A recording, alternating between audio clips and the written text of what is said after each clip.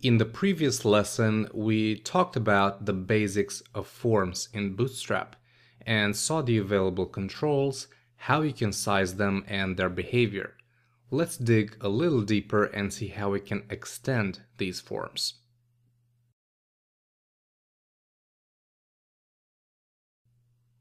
Bootstrap offers pretty much anything you want in terms of form styling, but there are a few components that will really help you create some awesome looking forms. For example, you can add text or buttons before and after a text-based input. Just a small note here, selects are currently not supported, so only use a text-based input.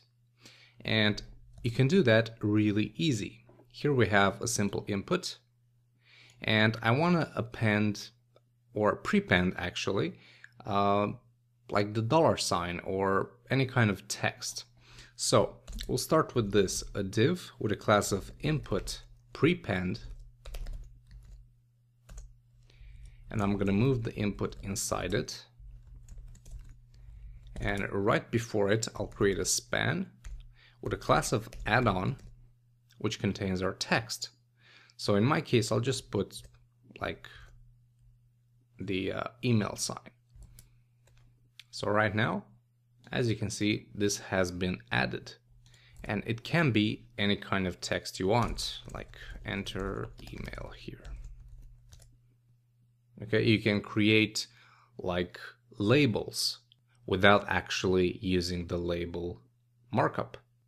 If you want to add the text after the input, you just change the class, input append instead of prepend, and move the span. And right now it's on the right side. You can even have combinations. You can add a text before and after. So use both classes, input prepend and input append, and then just duplicate the add-on. Something like this. And you have both on the left side and the right side. Now you can also prepend or append buttons. For example, instead of the add-on class right here, you can use a simple button. Button with a class of btn and just say search. And now you have a button. You can also have multiple buttons. Simply add the buttons in order, like this, and Bootstrap will take care of the styling for you.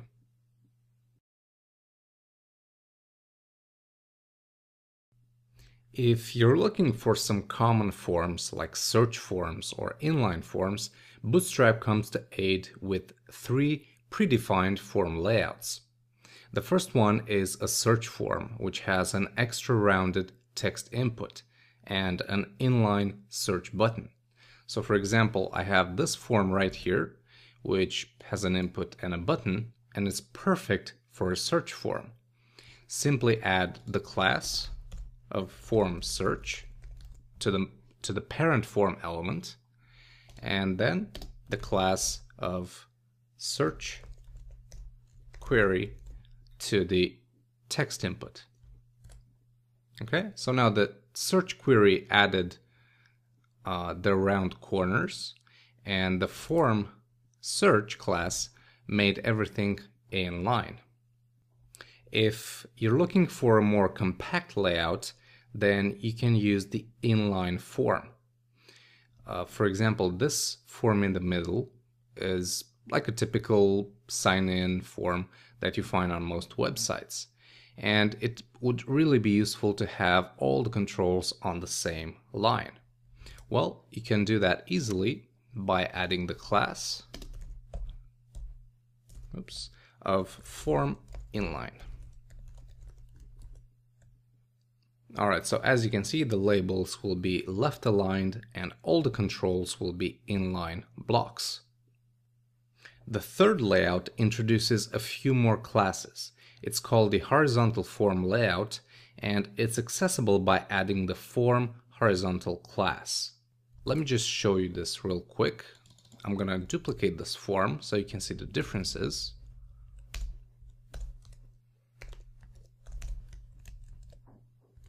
And I'll start by changing the class name to form horizontal. Now you won't notice much change here because we need to make some more markup changes.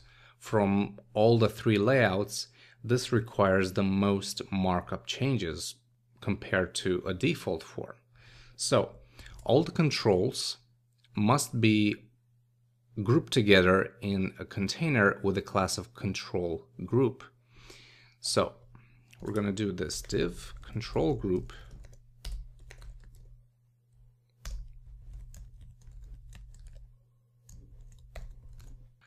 If we have labels, then we must name them control label. So I'm just going to demonstrate one real quick for you. I'm going to do a label with a class of control label. All right, now I'm just going to create a very simple markup. Normally, when you use forms, make sure you give the inputs IDs and names, and then the labels should point to that particular ID or name. But in this case, it's just for demo, so I'll just say email. All right, and then another control group, which contains the password,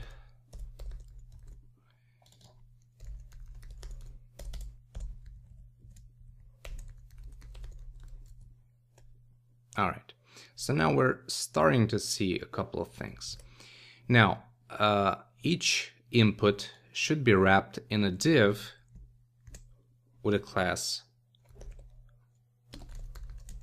of controls. All right, and that will make sure that it's properly spaced from its label. So let's do that here as well.